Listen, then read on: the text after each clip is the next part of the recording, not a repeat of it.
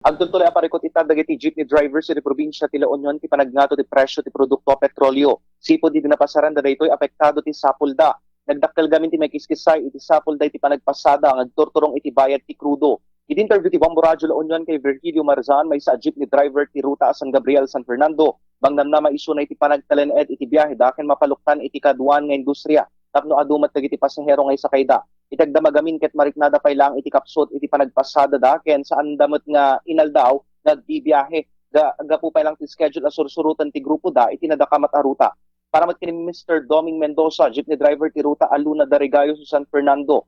Kinuna na agapoy tinangato a presyo ti produkto petrolyo ket basit laangan ti mabatbati kadakwada. Isu nga apelada nga ikatanlaangan dagiti plastic barriers tapno ad-ado iti malaon na iti jeep. Para mat kini Mr. Bernardo Culan, jeepney driver iti ruta Abawang San Fernando. Apila na iti gobyerno, ama na yunan, iti singer, iti pasahe. Pasit man iti interview ti Bombo Radyo La Union, peragiti talong jeepney drivers nga nakauman iti Bombo Radyo News Team.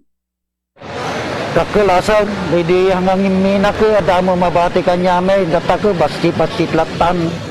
Kadati sobra, DJ, ang gasolina kami ti 800, dino 850, gumas gasolina kami ti 750, 700. Iso nga kasla sa nga gasot, iti kasla pang so, hindi iso kumapa diya pakibingaya may mga makipurporsin tao. Tatangay sir, tapos ngayon makamanong rounds kayo pa na... Maka mamindwa kami nga ground, mamindwa nga round trip. Kasi ito, dadanto mo. Isang aldaw sir? Uy, no dado mama ka round trip lang, dadagidan to makadami kami, awang maurasan dan, no naladaw dan. Ay, okay sir. Mga manong kayo nga times nga gasolina sir? Mamisang kam lang nga gumasigluina ang hindi jayan, 850, 900 gas jayan. Okay. Kada iti kangina nagarod.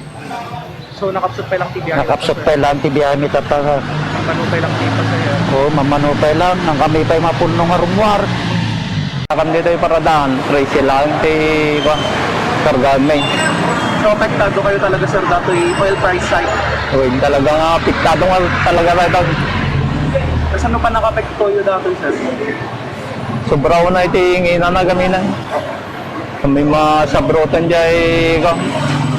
Nakas paregan nagkarga kamto ko, dyan round trip may langan ko. Alos 300 din dyan ko.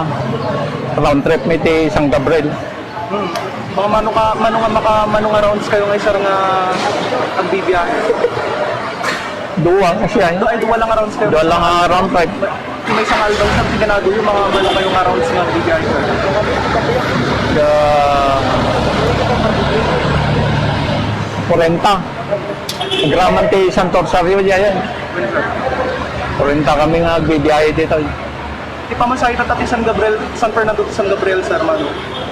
Jay ting ko ada nga pliti na 30 San Fernando San Gabriel. Sa sir eh. Oy, tipid. Tipid latan ah. Tipid latan, yung afla ka makanya, dapat yung ko nga basit. So nga kung priority diyan ako. So ano before kung ano the expenses mo ko medyo ka malesen up. Kaso kailangan tipid nga talaga. Di kailangan siguro mas maganda nga i-request ti gobyerno. Pinuwil ti parbe umatrat ang pamasahe.